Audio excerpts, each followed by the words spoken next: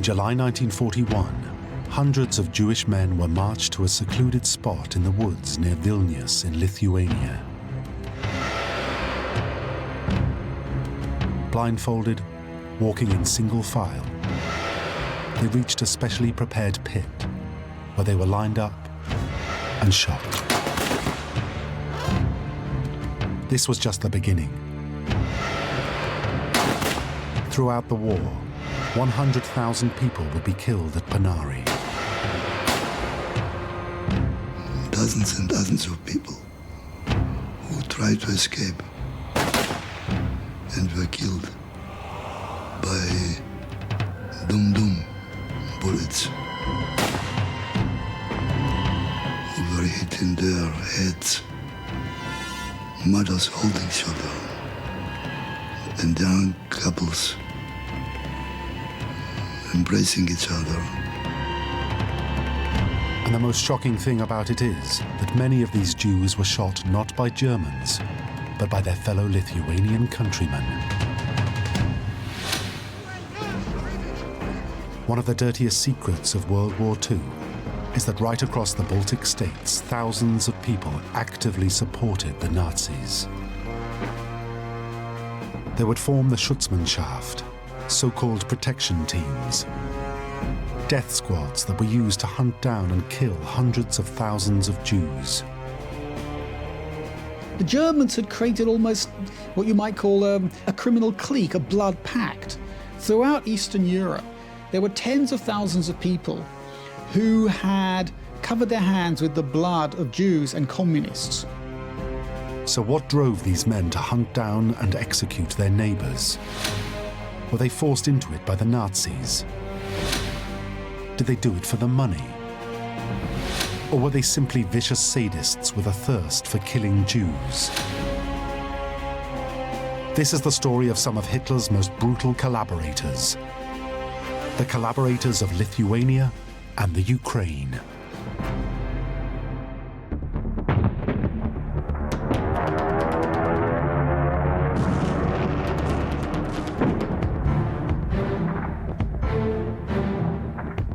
June 1941, Operation Barbarossa.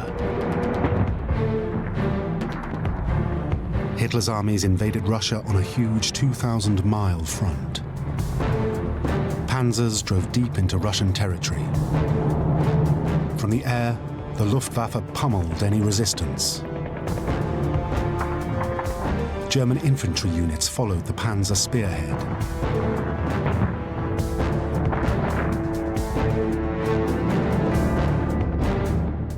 Taken completely by surprise, the Red Army didn't stand a chance.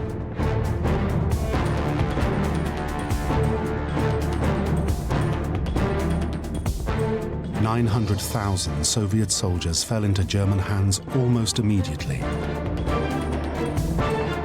By the end of August, this figure reached 1.5 million.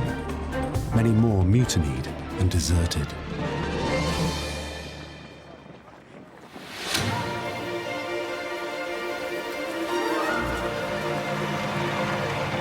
But as the Germans pushed onwards, in some countries, they were welcomed as liberators. Cheering crowds turned out to greet them in their thousands.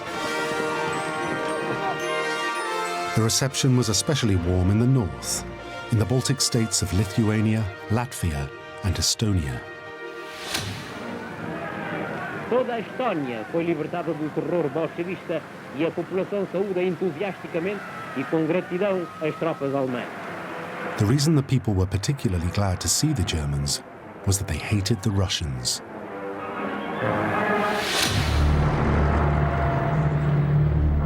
A year before the Germans arrived, the Russians had captured Lithuania. As part of a secret deal struck between Hitler and Stalin in August 1939, the Red Army had invaded and occupied the Baltic states.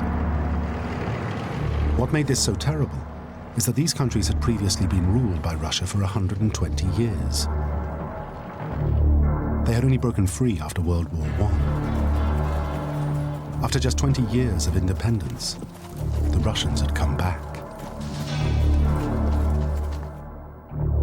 Stalin then wreaked havoc on his Baltic subjects.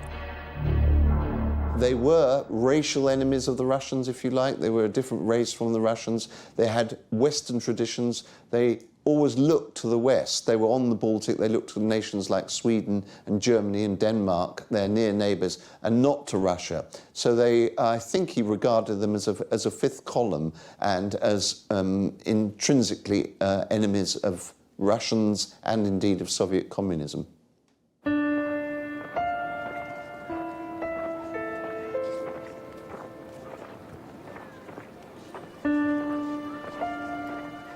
The Russians deported or executed thousands of families viewed as anti-Soviet elements. Many more would die in prison camps in Siberia.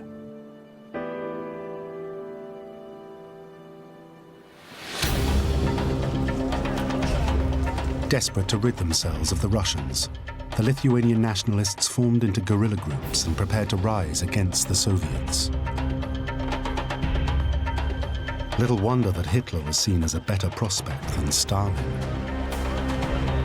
For the Nazis, this was the perfect climate for recruiting collaborators. In the south, in the Ukraine, it was a similar picture.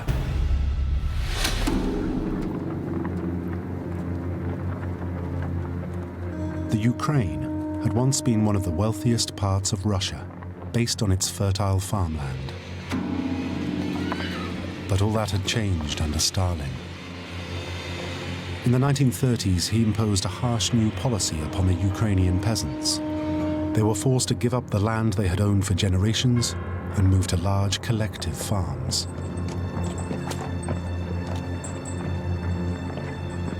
If farmers refused, they were made to hand over huge quotas of food to the state. Their homes were searched and destroyed by the Soviets, their food and equipment confiscated. The rural population was left isolated and starving. The result was a famine of biblical proportions. As many as 5 million Ukrainians died. The Ukrainians call it murder by hunger, a genocide perpetrated by Stalin, with the sole aim of wiping out their culture and killing as many Ukrainians as possible. No wonder they saw the Germans as a more attractive proposition.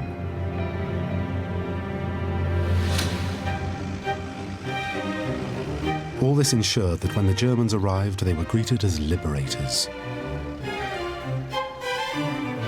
But for Hitler, these adoring people presented a problem. He now had vast new territories to run and some 40 million more people to control. What was worse was that he despised every one of them. He regarded them as a vast mass of slaves who were going to be used by the German settlers who he planned to plant on farms all over Poland, Russia, the Ukraine, and the eastern marches generally. They were going to be the slaves, the helots, mainly used as agricultural labourers. They weren't to be educated, but they weren't to be physically exterminated in a deliberate way, as he planned to do with the Jews, but they were going to be used more or less as a population, expendable population of slaves. On top of this, these newly captured territories contained millions of undesirables, Jews, gypsies, and Russian prisoners. Controlling all of this would take a huge effort.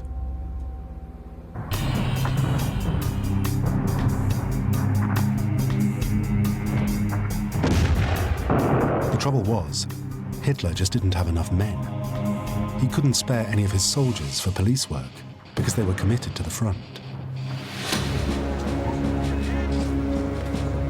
So the Germans had no choice but to turn to their despised new subjects for help. And they came flooding in. Many men were recruited from the ranks of anti-Soviet guerrilla movements in Estonia and Lithuania, or from Red Army deserters in the Ukraine. This call to arms happened within days of occupation.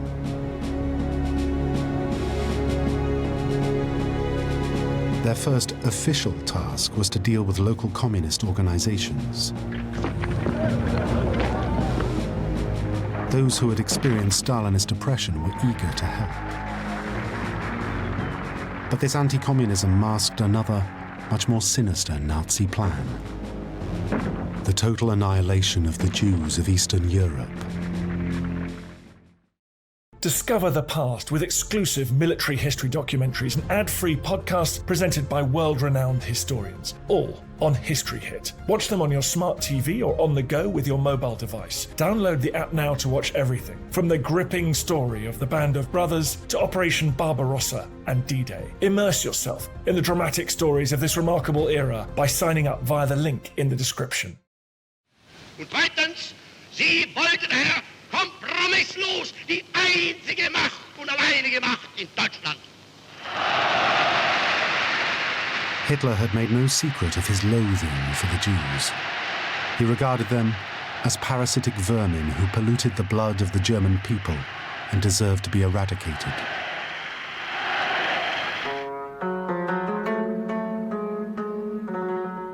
But crucially, in his eyes, all Jews were communists. Eliminate one, and you got rid of the other.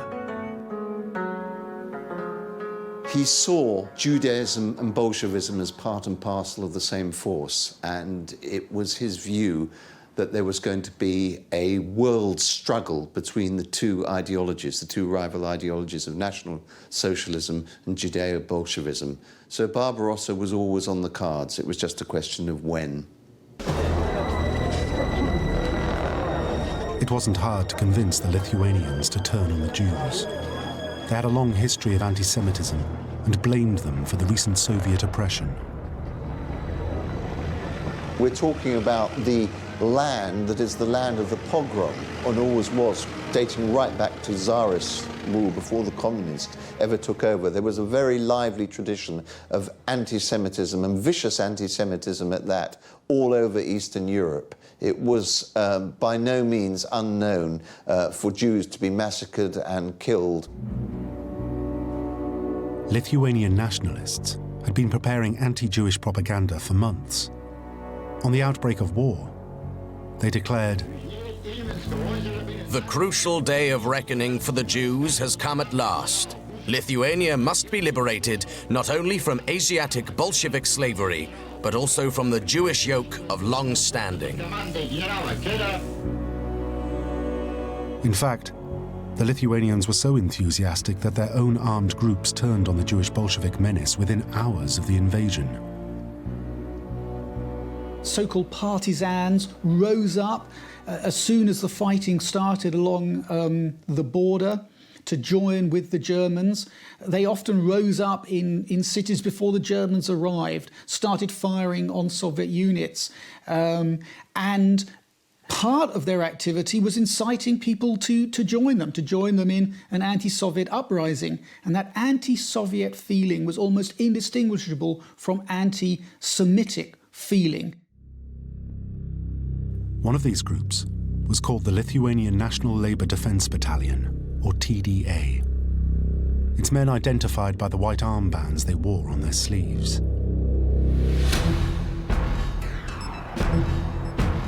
These groups began murdering Jews in vicious pogroms on the streets. Most notorious were those carried out across the city of Kaunas. There, in June 1941, Jews were hunted down, humiliated, and murdered by their Lithuanian neighbours.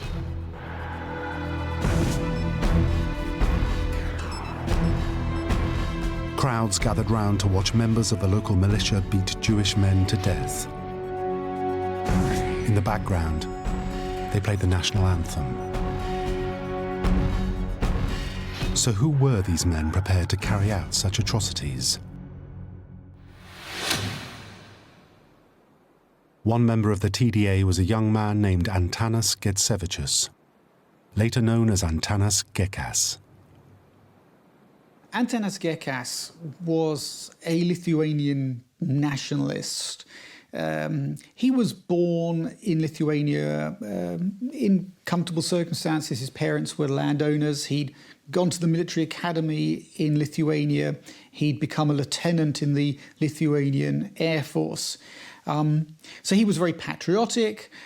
He had military training, experience, but he was also an opportunist of the worst kind.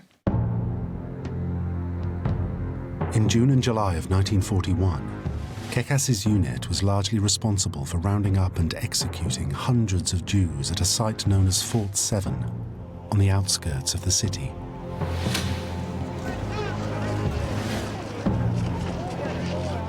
This violence was encouraged and incited by the Nazis, who reported how easy it was to convince the Lithuanian circles of the need for self-purging actions to achieve a complete elimination of the Jews from public life.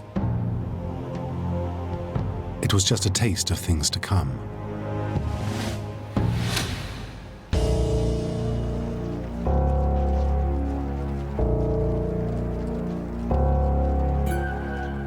Watching all this unfold was Heinrich Himmler.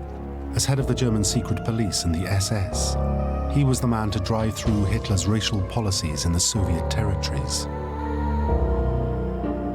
Right from the start, Himmler realized the Lithuanians were people he could do business with. He ordered, no steps will be taken to interfere with any purges that may be initiated by anti-communist or anti-Jewish elements in the newly occupied territories. On the contrary, these are to be secretly encouraged. As the word secret shows, Himmler was careful to disassociate himself from the work of these Lithuanian thugs. At the same time, every precaution must be taken to ensure that those who engage in self-defense actions are not subsequently able to plead that they were acting under orders or had been promised political protection. Himmler found there was no shortage of willing and competent executioners. And what happened to the Jews in the Ukraine was even worse.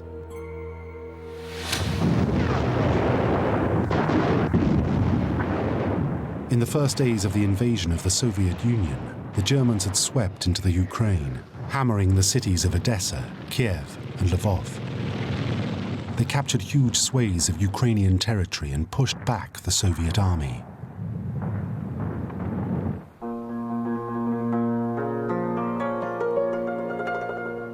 In Lvov, the Germans made a gruesome discovery. Hundreds of people had been slaughtered in the city jail. They were Ukrainian nationalists, murdered by the retreating Russians.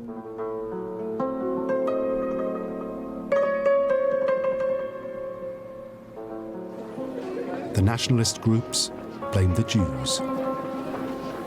Under the approving eye of the Nazis, they rounded up the city's Jews and forced them to remove the dead bodies.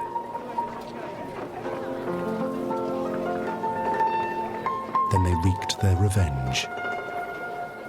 Jews were driven into the streets from their homes, their businesses. They were hacked to pieces in the street, beaten to death, shot. Women were raped. The violence, the destruction was extraordinary. The Germans had encouraged it, they stood by and watched it, and they enjoyed it.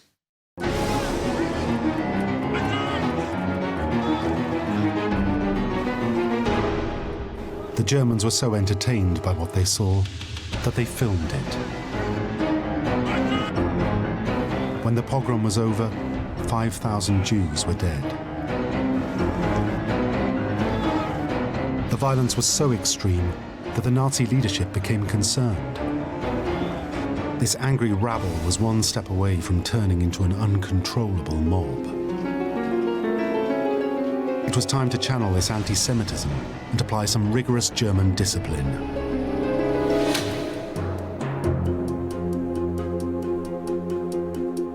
Himmler announced that the anti-Soviet militias were to be disarmed and reformed into the Schutzmannschaft, or Schumer for short. It means protection team. These were auxiliary police battalions under the direct control of the Nazis. many young men eagerly grabbed their chance. So what motivated them to join the ranks of the Germans? Some, like Antanas Gekas, transferred from armed Lithuanian units like the TDA.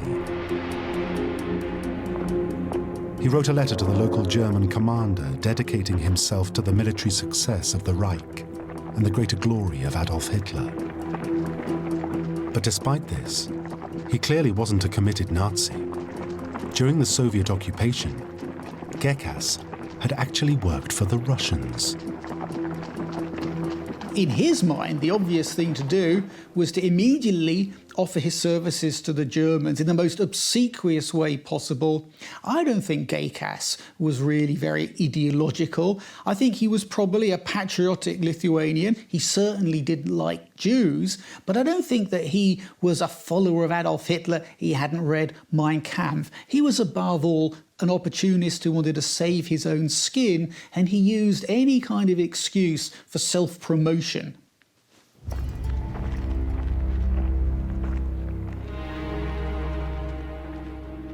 There were many other reasons why collaborators signed up to the new battalions. For some it was a job, security, food and money for their families. Many would claim to be fighting for their country against Russia.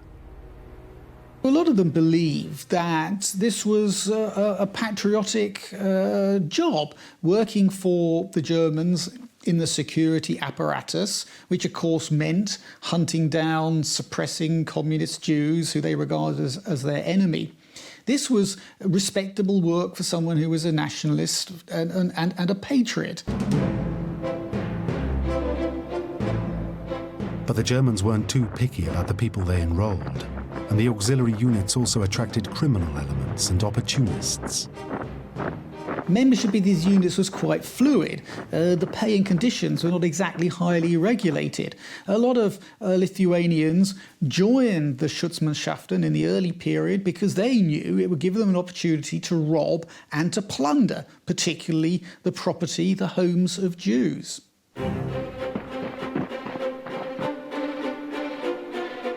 Across the occupied countries, volunteers and conscripts flooded in. Estonia would eventually provide some 9,000 men. 5,000 Lithuanians would sign up. And the Nazis had a specific role in mind for their new recruits. The Schuma would be used alongside the most brutal of Nazi units, the Einsatzgruppen.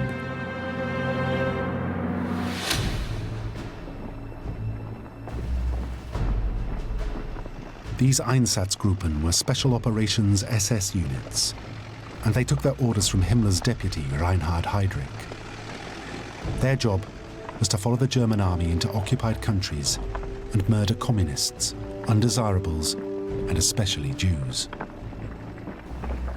They would go to a village or a town. They'd make contact with sympathetic elements, anti-Soviet nationalists, and ask them, where are the communists living? Where are the people who used to work for the Soviets? Are there any stay-behind Red Army soldiers? Where are the Jews? They would then target these groups, round them up, march them out of town or to the edge of a city to places where there were anti-tank ditches or ravines, and murder them.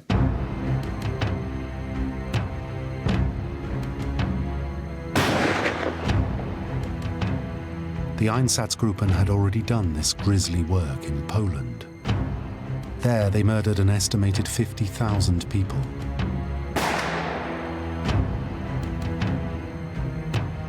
But it became apparent that the Germans didn't have the stomach for the slaughter. Morale began to sag. So, in the Soviet territories, Himmler needed someone else to do his dirty work, and the Schutzmannschaft seemed ideal.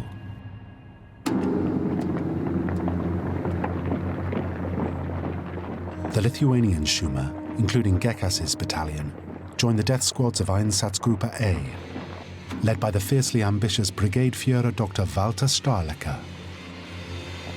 His squad operated in the Baltic states of Estonia, Latvia and Lithuania, Of the 4 Einsatzgruppen units, his were the most murderous. Throughout the rest of the war, they would round up and execute Jews.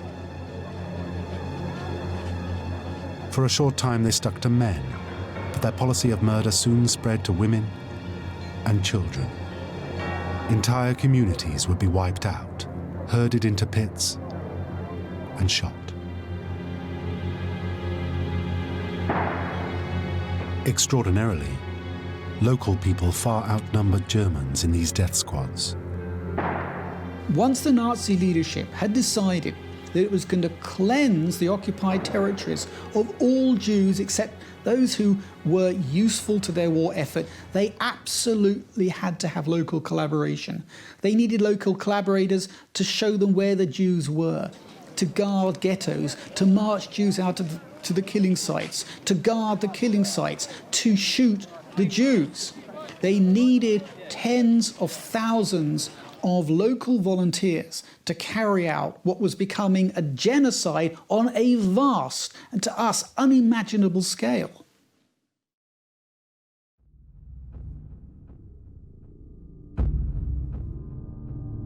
The Schumer's first mass execution sites in the Soviet territories were in Kaunas, in Lithuania. Between June and October 1941, in a series of forts around the city, they perfected their deadly skills. They were led by Major Antanas Impulevicius, a former member of the Lithuanian militia and a notorious sadist.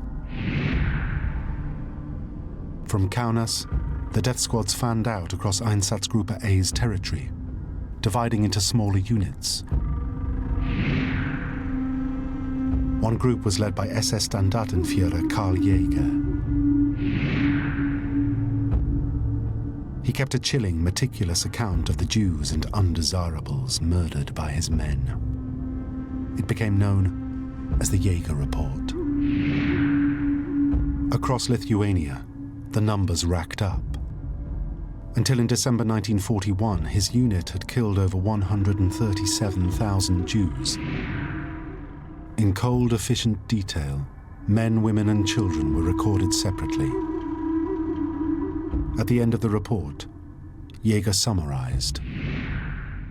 I can now state that the aim of solving the Jewish problem for Lithuania has been achieved. There are no more Jews in Lithuania apart from the work Jews and their families.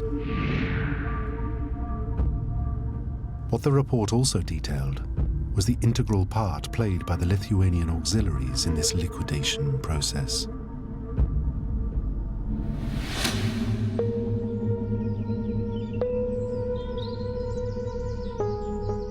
One of the most notorious massacres carried out by Jäger's men was the liquidation of the Jews of the Vilnius ghetto in Lithuania.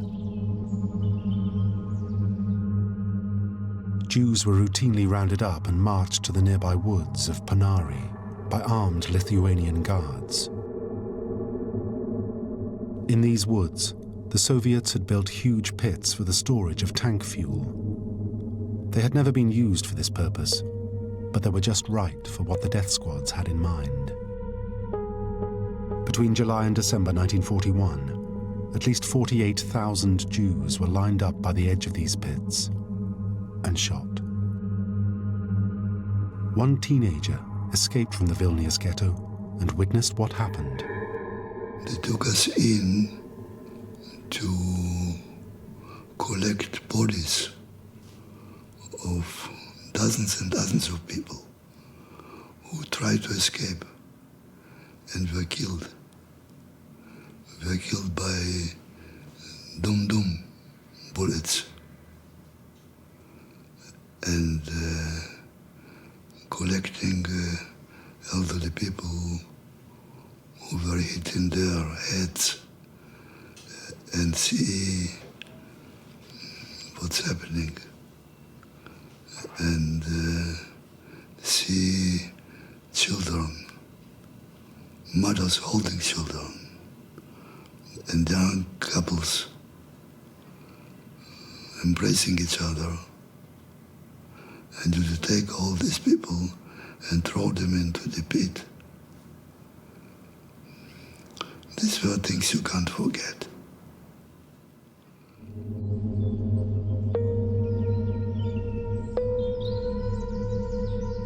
Day after day, the Lithuanian shooters executed their countrymen. How could they have done it? One motivation was money. These murder expeditions were also a chance to rob the homes and steal the property of the Jews.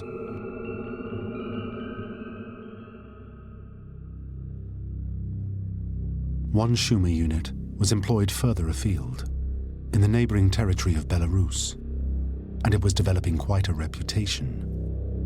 This was the death squad that Antanas Gekas had joined, the 12th Lithuanian Battalion.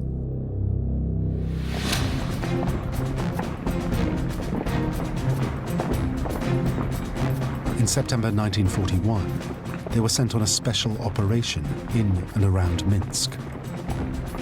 Their task was the complete eradication of Jews from the ghetto and surrounding towns. The Germans were very clever in the way that they deploy the Schutzmannschaften. They sent Ukrainians to Poland, they sent Lithuanians to Belarus. They used them in areas where they would feel no kind of local ties, no local allegiances. Very often there were linguistic barriers. So they were virtually mercenaries. They could be sent to an area detailed to carry out a killing operation without any sense of affiliation or affinity to the local people.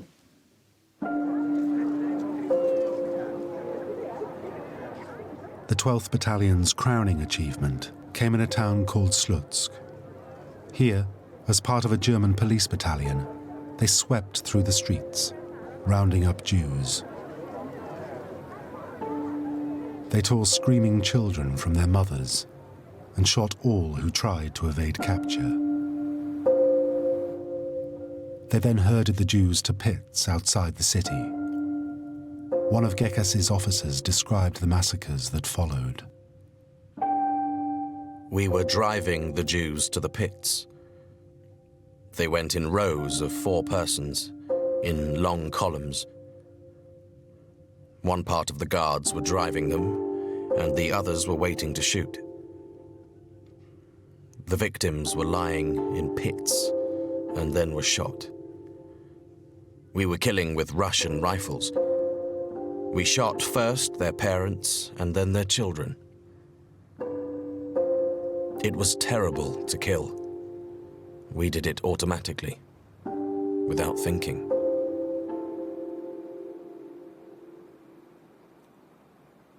As a platoon commander, Antanas Gekas took a prominent role in these operations. He knew German. He was able to liaise between the officers and the Lithuanian rank and file. Gekas was involved in the entire process, in deploying the Lithuanians as guards, as shooters, as communicating with the German senior officers, and in the shooting, personally taking part in the killing of Jewish men, women, and children at the death pits. In Minsk, Gekas and his battalion also took part in a macabre public spectacle: the hanging of 17-year-old Masha Broskina and her fellow resistance fighters. In Belarus, Gekas's battalion would participate in the murder of 300,000 people. Walter Steilecker neatly summarized the killings in a special document. It's known as the Coffin Map. The map details the total number of people killed by Steilecker's men and their auxiliaries, and declares Estonia to have been completely cleared of Jews. After this initial wave of killings, he reports 128,000 Jews remaining, presumably Jews who could be used for the German war effort. Meanwhile, in the Ukraine, Nazi collaborators were carrying out an equally ruthless extermination of the Jews. They operated within the Einsatzgruppe of Friedrich Jeckeln SS and police commander in Eastern Russia.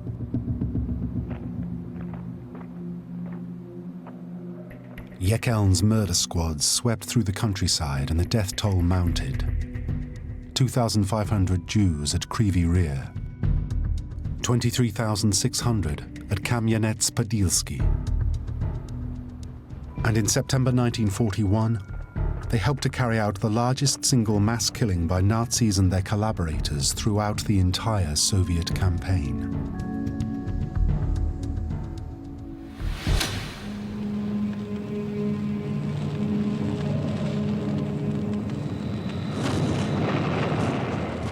A convenient pretext for this extermination fell into the Nazis' lap.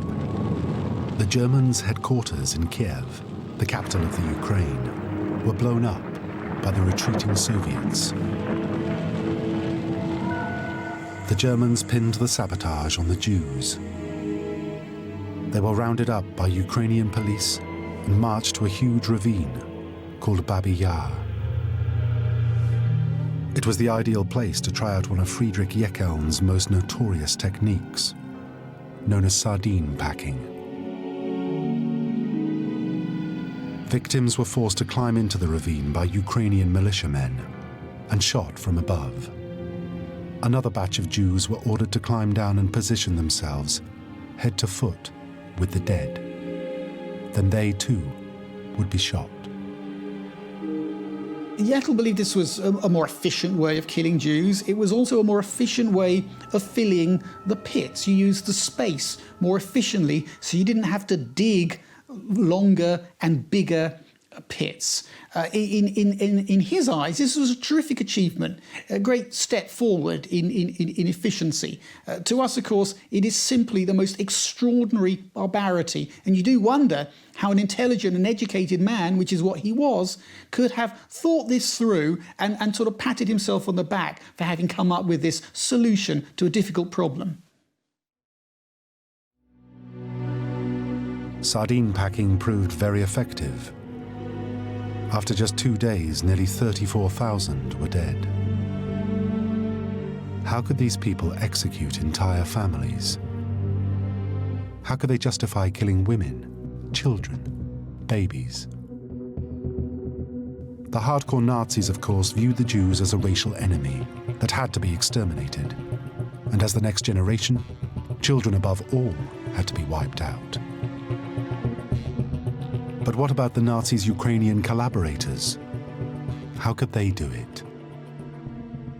Many of these people had a primitive way of thinking. They believed in blood feuds, grudges. They had long memories within their own communities. And I think they worried that if anyone in a Jewish community survived, they would come back looking for revenge. They didn't want witnesses. They didn't want anyone who could say, he killed my mother or father. So even the children had to be killed because they could be witnesses.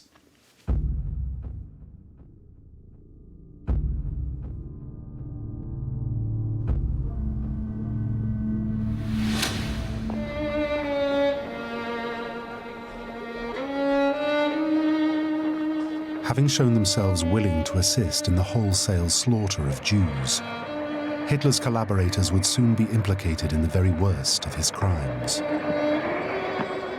The world's first industrialized genocide.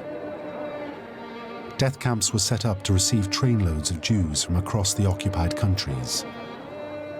The Nazis needed staff to run these death factories efficiently, so they turned to their Ukrainian puppets.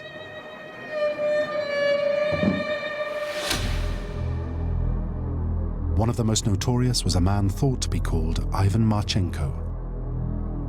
He was recruited and trained by the SS at a prison camp called Travniki. From there he was sent to the notorious extermination camp Treblinka to work the gas chambers, where 3,000 Jews could be killed at one time. He was a vicious sadist and became known as Ivan the Terrible. Marchenko was almost certainly a former Soviet prisoner of war. The recruitment of these guards was officially voluntary, But many would claim that their only real alternative was deportation or death in a prisoner of war camp. But once employed, they excelled in tormenting their victims. Especially Ivan Marchenko. He liked to use a sword to drive Jewish women to their deaths in the gas chambers. In these camps, Marchenko and his Ukrainian colleagues could unload and kill an entire trainload of people in just 4 hours. A spirit of corruption began to fill the guard units at these killing sites. They had a lot of money. They were buying booze. They were drunk a lot of the time. Some of them took Jewish women from the trains, kept them from the gas chambers for a few days, and used them as kind of sex slaves. These death camps were the most horrendous environments in which men became corrupt, depraved, violent, any moral inhibition eroded.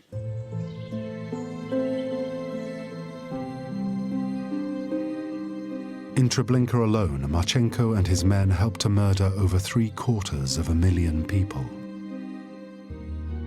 He was exceptionally evil, and in 1983, the Israeli courts thought they had got him. A Ukrainian named John Demyanyuk was arrested and accused of his crimes.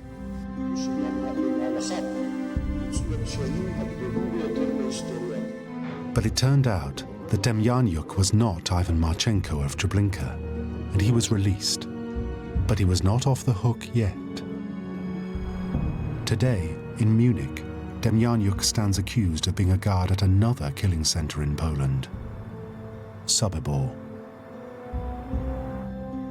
Millions of Jews continued to be processed by Ukrainian collaborators right up to the end of the war, even as the German army faced its destruction.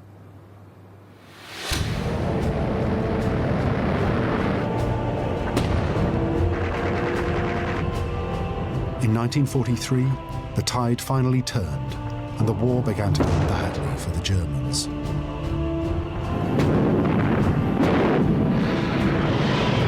The Russian army was striking back. Victory followed victory. Stalingrad, a resounding success for the Russian army. At least 275,000 Germans were wiped out.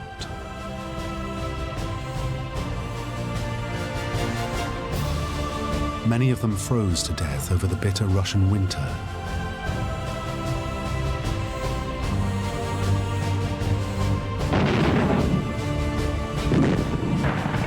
The Battle of Kursk, the biggest tank battle of World War II. 500,000 German soldiers were killed, wounded, or lost. The German army was running out of men. For Hitler, there was now no option. The Nazis, who considered Slavs and Eastern Europeans as barely human, would now have to rely on them. They were able to take advantage of this very successful Soviet counterattack to say to the peoples of Eastern Europe, unless you rally to our cause, the Bolsheviks are going to come back. And after this period of collaboration with us, after you've profited from looting the Jews, the killing of the Jews, they're not going to look very kindly on you. So if you want to defend your ill-gotten gains, if you want to defend any chance of Ukrainian independence or Lithuanian autonomy, join the German military forces.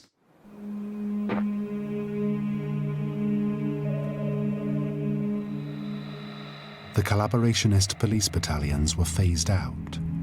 Their men transformed into frontline soldiers, fighting for the Germans all over the Eastern Front.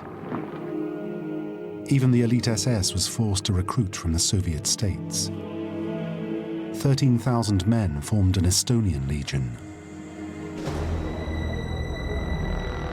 Himmler even agreed to the recruitment of a Ukrainian SS division. But he obliterated any claims they could make to be patriots, fighting for their own country. They were not allowed to use the word Ukraine in the name of their unit. So in April 1943, they were formed into the SS Galicia Division. 15,000 Ukrainian volunteers were signed up and sent to the Eastern Front. And when the Lithuanian police battalions were disbanded, Antanas Gekas joined a Luftwaffe labor unit and served on the Italian front.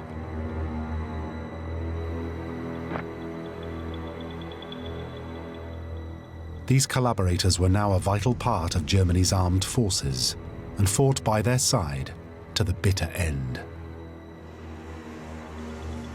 The Germans had created almost what you might call a criminal clique, a blood pact.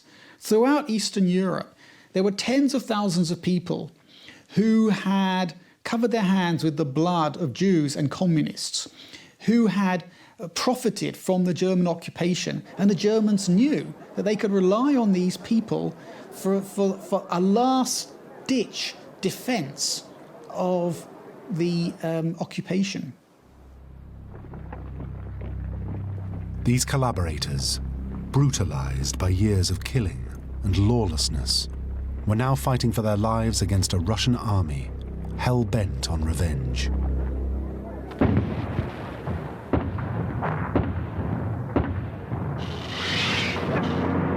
But it was all too little too late. The Russians were coming, and there was nothing the German army or its collaborators could do to stop it.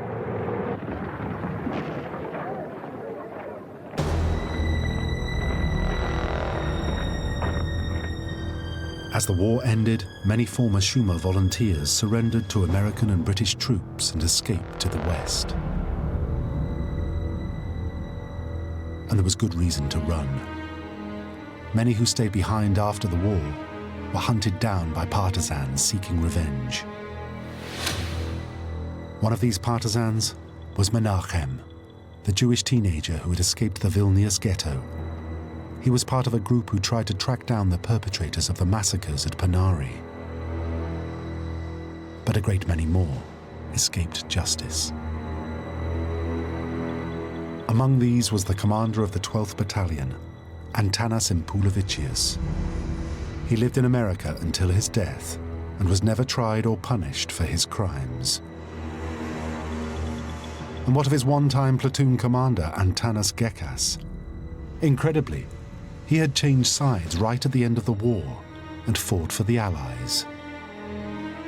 He took part in the fighting for Bologna in the last months of the Second World War, actually got a medal from the British and was able to settle in Britain after the war with the men of the Polish divisions who, because they had fought under the British flag, were given the right to settle in Britain. He moved to Scotland and led an apparently blameless life until information was provided by the Soviets that revealed that he'd taken part in some of the worst atrocities of the Second World War.